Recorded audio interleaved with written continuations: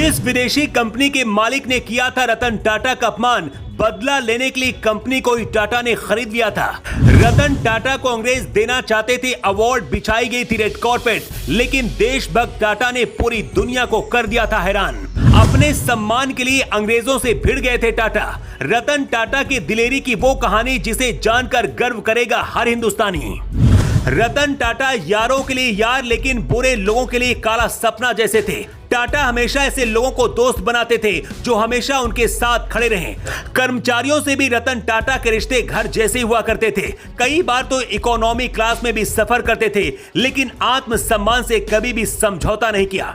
ऐसी एक कहानी है जब रतन टाटा का विदेशी कंपनी के मालिक ने अपमान किया।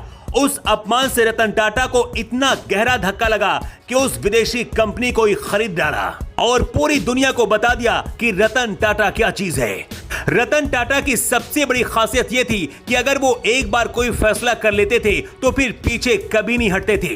ये बात 1990 के दशक की है।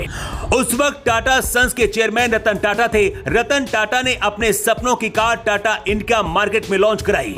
ये कार लोगों में काफी पॉपुलर हुई, लेकिन मार्केट में आने के बाद बहुत अच्छा रिस्पॉन्स नहीं मिला, जिसकी वजह से कारों की बिक्री उस हिसाब से नहीं हो पा रही थी जैसा कि रतन टाटा ने सोचा था। कंपनी नुकसान में चली गई और करोड़ों रुपए का नुकसान हुआ। रतन टाटा को उनके बोर्ड के सदस्य कहने लगे थे कि कंपनी अब बेच देनी चाहिए। रतन टाटा का मन नहीं था, लेकिन और नुकसान झेलते तो उसकी आंच कर्मचारियों तक आ जाती। रतन टाटा नहीं चाहते थे कि उनके कर्मचारियों को कोई भी परेशानी हो, इसलिए रतन टाटा ने अपनी टाटा मोटर्स को ही बेचने का फैसला किया। रतन टाटा अमेरिकी कंपनी फोर्ड के पास गए। उस वक्त फोर्ड कंपनी के मालिक बिल फोर्ड थे। बिल फोर्ड ने रतन टाटा से कहा, जिस व्यापार की आपको समझ नहीं, आपने बिना जानकारी के इतना पैसा कैसे लगा दिया। इसके बाद फोर्ड ने टाटा के साथ वो डील भी कैंसिल कर दी। रतन टाटा अपने अपमान के खून का घूंट पीकर रह गए और वापस भारत आ गए।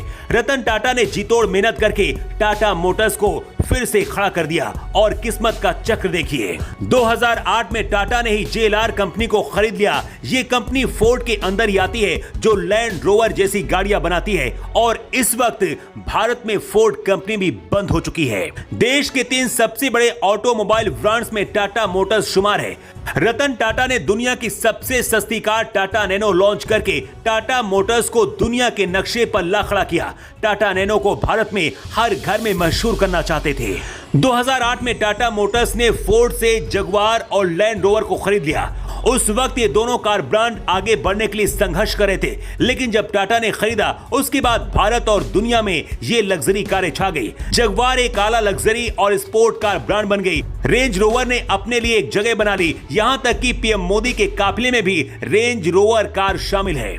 ऐसी एक और कहानी रतन टाटा के बारे में है। रतन टाटा को अंग्रेज सम्मानित करके अवार्ड देना चाहते थे, लेकिन आखिरी वक्त में जाने से टाटा ने मना कर दिया था, जिसके बाद पूरी दुनिया के फैंस हैरान रह गए थे। 2018 की बात है। रतन टाटा को लाइमलाइट अचीवमेंट अवार्ड से सम्मानित करने के लिए खुद ब्रिटेन के प्रिंस चार्ल्स उन्हें अवार्ड देने वाले थे।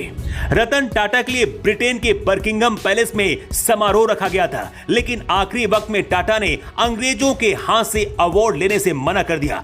इसके जवाब में टाटा ने जो कहा था उसे सुनकर हर कोई दंग रह गया था।